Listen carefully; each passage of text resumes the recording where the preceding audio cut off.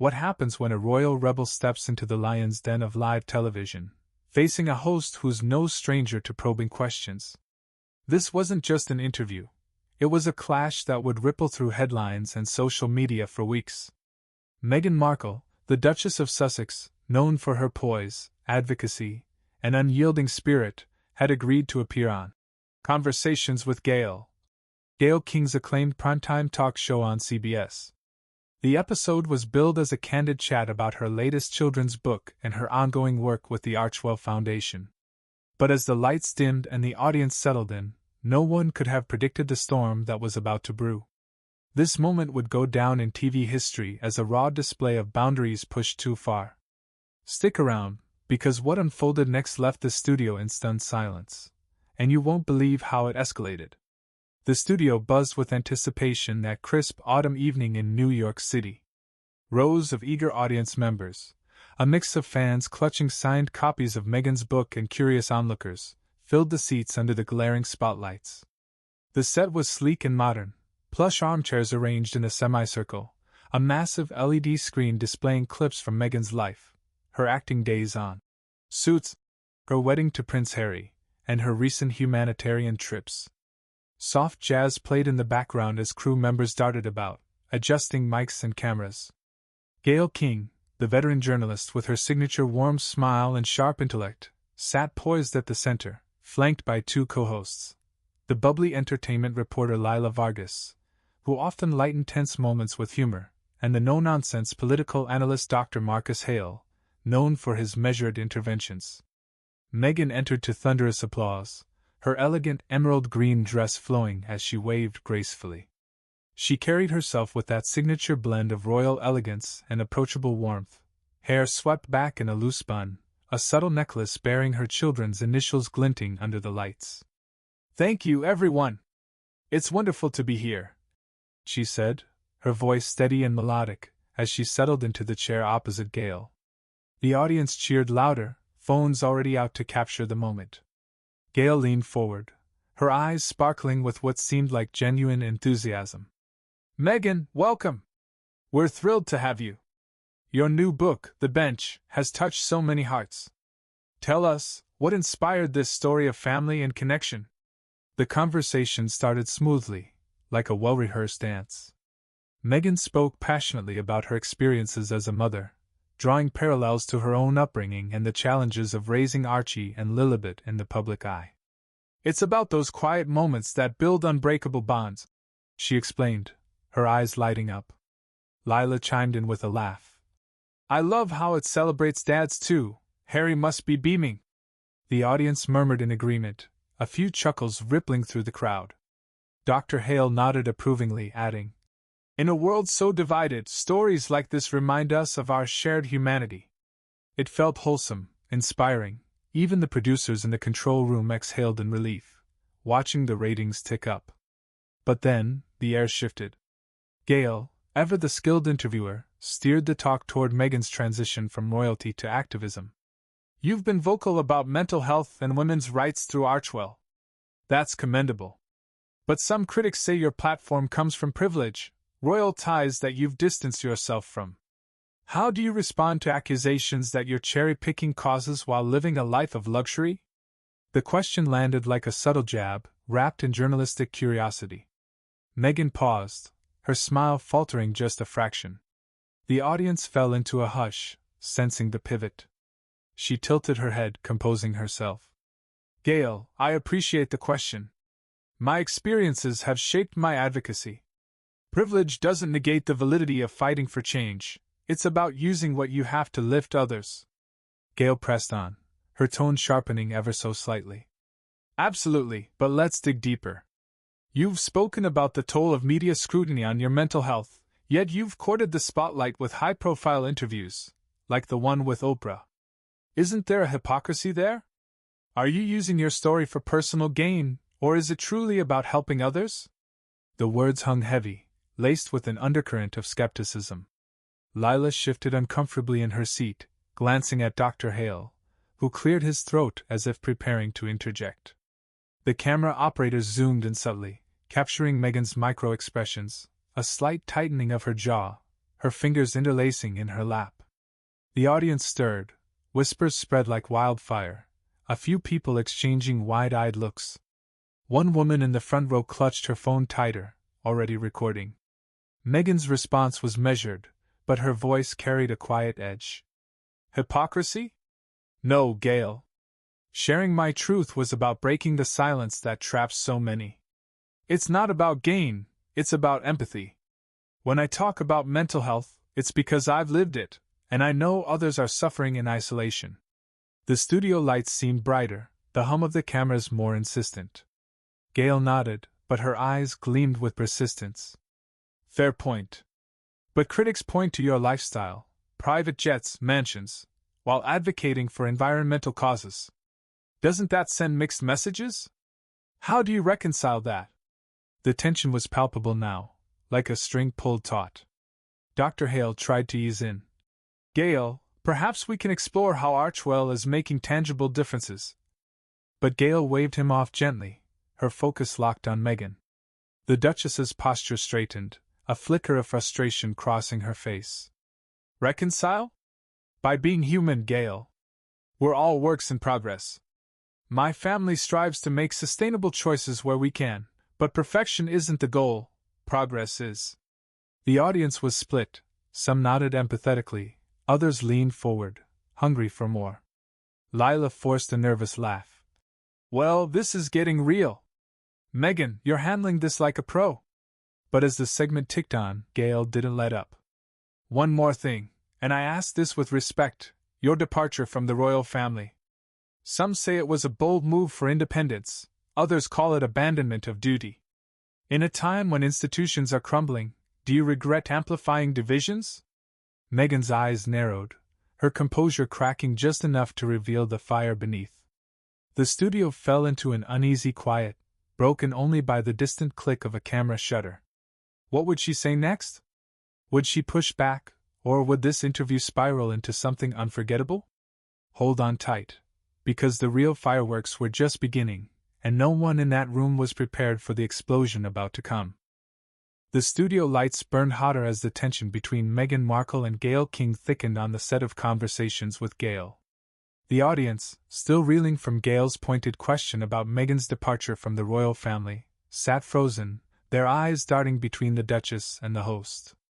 A low murmur rippled through the crowd, like the hum of a storm gathering strength.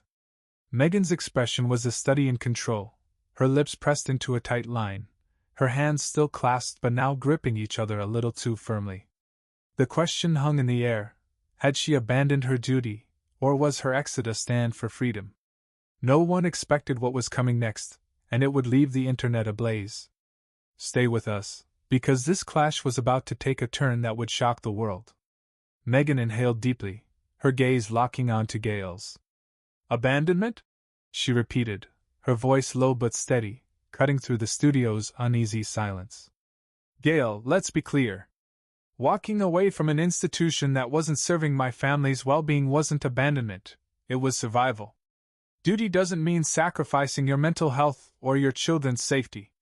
The audience gasped softly, a few nodding in solidarity while others exchanged skeptical glances.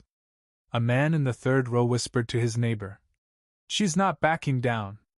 The cameras swiveled, capturing every angle: Meghan's resolute stare, Gayle's raised eyebrow, and the nervous fidgeting of co-host Lila Vargas, who clutched her note cards like a lifeline.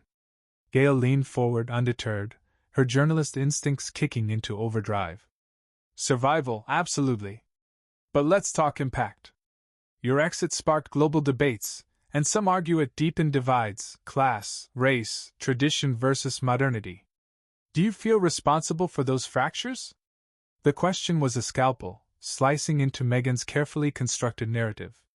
Dr. Marcus Hale shifted in his seat, his brow furrowing as he sensed the interview veering into dangerous territory. Gayle, maybe we should, he began, but Gayle held up a hand, her eyes never leaving Meghan. The control room was chaos. Producers barked orders through headsets, one muttering, "She's pushing too hard. This could tank us." Another hissed, "Or make us viral." Meghan's response came faster this time, her voice tinged with defiance. Responsible? No.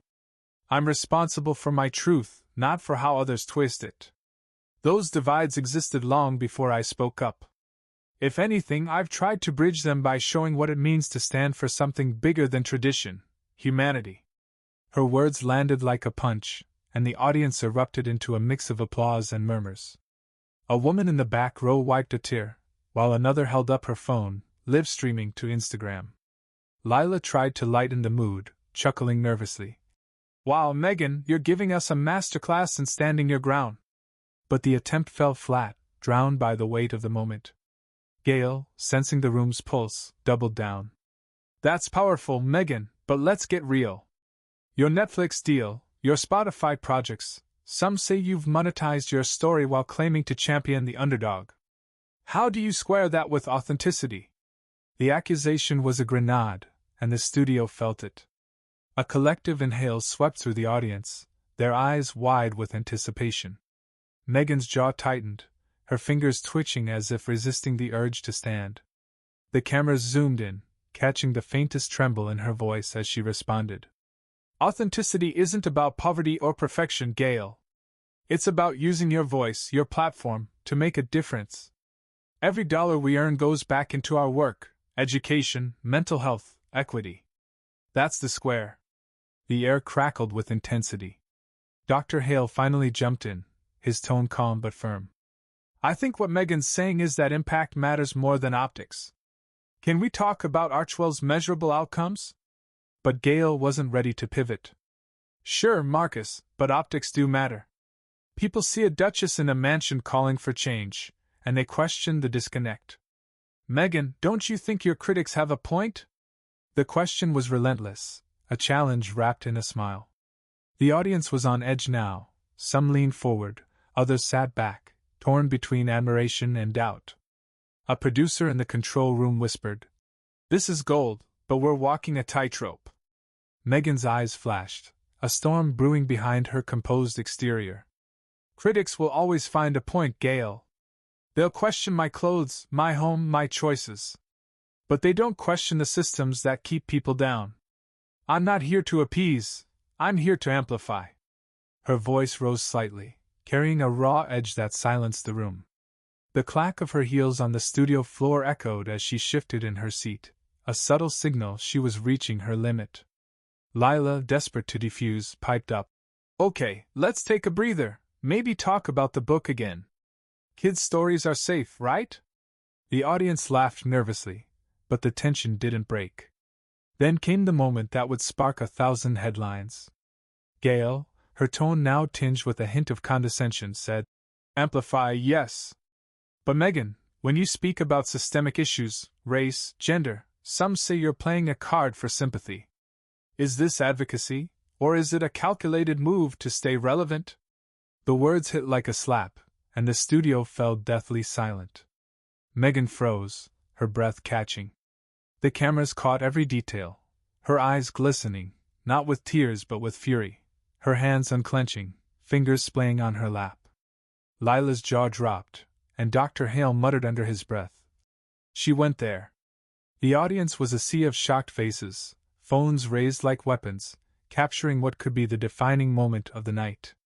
What would Megan do? Would she stay and fight, or walk away? The studio was a pressure cooker, and every second felt like an eternity. You won't believe what happened next. This wasn't just a clash of words. It was a battle of principles, and the fallout would change everything. Keep watching, because the explosion is coming, and it's going to leave everyone speechless. The studio of Conversations with Gayle was a pressure cooker, the air thick with anticipation after Gayle King's biting question. Was Meghan Markle's advocacy on race and gender a genuine fight for change, or a calculated move to stay relevant? The accusation hung like a guillotine, sharp and unforgiving. Meghan's face was a canvas of controlled fury, her eyes glinting with intensity, her hands splaying open on her lap as if bracing for impact. The audience was a frozen sea of wide eyes and raised phones, capturing every second of this raw, unscripted moment. Lila Vargas's jaw hung slack, her note cards forgotten, while Dr. Marcus Hale muttered under his breath, "She crossed the line." The control room was a frenzy, producers shouting, "Keep the cameras on her!" as the hum of equipment filled the silence. The world was watching, and what happened next would become the stuff of legend. Buckle up, because this was no ordinary interview. This was a battle for truth, and the fallout would shake the airwaves. Megan leaned forward, her voice steady but laced with a tremor of righteous anger. "Playing a card, Gayle?" she said, each word deliberate, slicing through the studio's hush. "Let me tell you what's calculated, using your platform to tear people down instead of lifting them up. My advocacy isn't a game. It's not about relevance. It's about the people who feel unseen, unheard, and unworthy because of systems you're not questioning right now." The audience gasped, a ripple of murmurs spreading.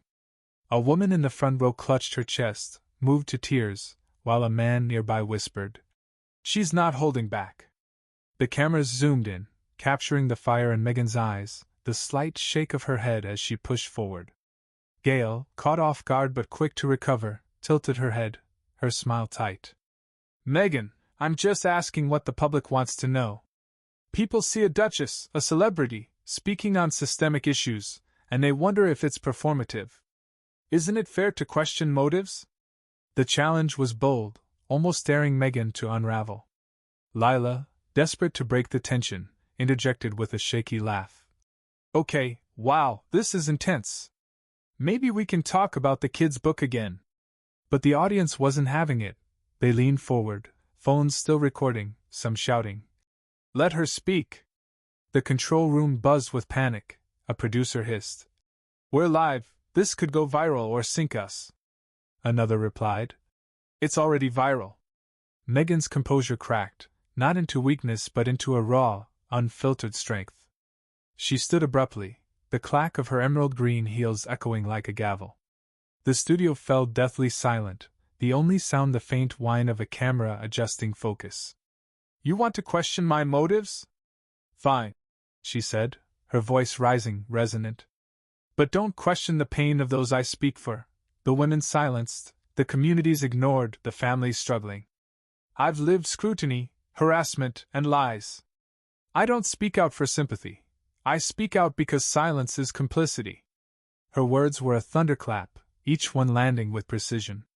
The audience erupted into applause, some standing, others wiping tears. A young woman in the back row tweeted furiously, "Megan just schooled Gayle live on CBS. This is history." Gayle, for the first time, faltered.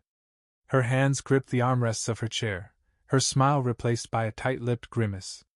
"Megan, I respect your passion, but—" she began, but Megan cut her off, stepping closer to the edge of the stage. "No, Gayle. Respect isn't questioning my authenticity to make headlines. Respect is listening to the stories that matter." Dr. Hale nodded subtly, his eyes gleaming with approval, while Lila fanned herself with her note cards, mouthing, "Wow." The audience was a split canvas, half cheering Megan's defiance, half stunned into silence by the audacity of the moment. Security guards hovered at the wings, unsure whether to intervene, as producers in the control room shouted, "Don't cut to commercial yet!" Then came the move no one saw coming. Megan turned to the audience, her gaze sweeping the crowd, her voice softening but no less powerful. "This isn't about me," she said. "It's about all of us. If my story, my pain, my fight, can amplify one person's voice, it's worth it. Don't let anyone make you feel your truth is a card to be played." She paused, her eyes locking with a teary-eyed woman in the front row, then turned to the camera. "If you're watching, know this, your story matters. Don't let anyone tell you it's just a game." With that, she unclipped her microphone, dropped it on the chair with a soft thud, and walked off the stage, her heels clicking in a rhythm that echoed like a heartbeat. The audience exploded, cheers, gasps, and scattered boos mingling into a cacophony. Phones lit up the room like fireflies, capturing the exit that would dominate every news cycle. Gayle sat frozen, her face a mask of shock and frustration. Lila stammered, "Well, that was, unexpected." Dr. Hale stepped in, his voice calm but firm. "I think what we just saw was someone standing up for their principles. Let's give her that." The audience roared again, divided yet electrified. In the control room, a producer yelled, "We're trending #1 on Twitter!" as another groaned, "We're gonna hear from the network about this." The stage manager signaled for a commercial break, but the damage, or triumph, was done. The moment was already ricocheting across social media, with clips racking up millions of views.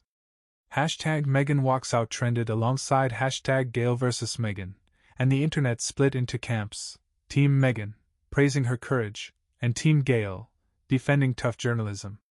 As the show cut to commercials, the studio buzzed with aftershocks. Audience members debated loudly. Some called Meghan's exit iconic, others melodramatic. Backstage, Meghan was whisked away by her team, her expression unreadable but her posture unbroken. Gayle remained on set, whispering with producers, her usual poise shaken. The fallout was immediate. News outlets ran headlines like, "Meghan Markle storms off CBS set after clash with Gayle King," and "Duchess delivers mic drop moment on live TV." Social media was a battlefield. Some users praised Meghan's stand against media bullying, others accused her of dodging accountability. A viral tweet read, "Meghan just reminded us why she left the royals. No one owns her voice." Another countered, "Running off stage isn't advocacy, it's a tantrum." The epilogue unfolded over days. Meghan's walkout sparked global conversations about media ethics, authenticity, and the cost of speaking out. Archwell's website saw a surge in donations, and her book climbed bestseller lists. Gayle faced scrutiny. Some lauded her for asking hard questions, others criticized her for crossing into personal attack. Conversations with Gayle saw record ratings, but the show issued a statement. "We value tough conversations but regret any distress caused." Meghan posted a single Instagram story, a photo of her children's book with the caption, "For those who feel unseen, your story matters." The internet erupted again, with comments flooding in. "Queen! Overdramatic! She's unstoppable!" This wasn't just an interview gone wrong, it was a cultural flashpoint. Who was right? Did Meghan's walkout prove her strength or play into her critics' narrative? Was Gayle's questioning fair or cruel? The answers depend on where you stand, but one thing's certain: this moment redefined the conversation. What do you think? Was Meghan's stand a victory for authenticity, or did Gayle expose a hard truth? Share your thoughts in the comments, and don't miss the next chapter of this story, because the world's still talking, and you won't want to miss what comes next.